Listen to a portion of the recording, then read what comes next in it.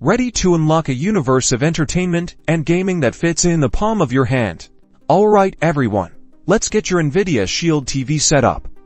First things first, unpack everything. You should find the Shield TV box, the remote, a power adapter, and potentially an HDMI cable depending on the pack. Locate the power adapter, plug it into the back of your Shield TV and into a wall outlet, then grab your HDMI cable and connect one end to the Shield and the other to an available HDMI port on your TV if your TV has multiple HDMI ports.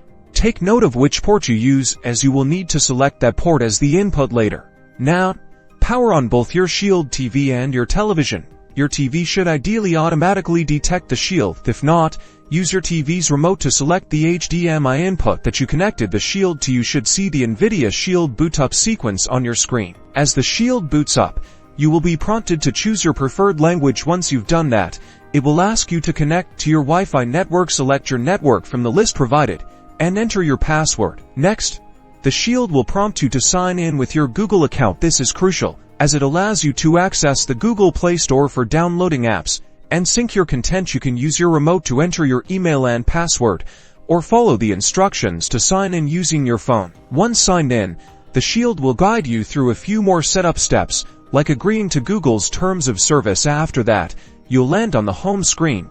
This is where all the fun begins. From here, you can start exploring. Use your remote to navigate the menu, browse the app library, and download your favorite streaming services, movies, and games. For gamers, dive into the settings to adjust display and audio settings. Explore the game streaming features with GeForce Now. That's it, you've set up your Nvidia Shield TV, allowing you to explore a huge world of entertainment and gaming. Enjoy.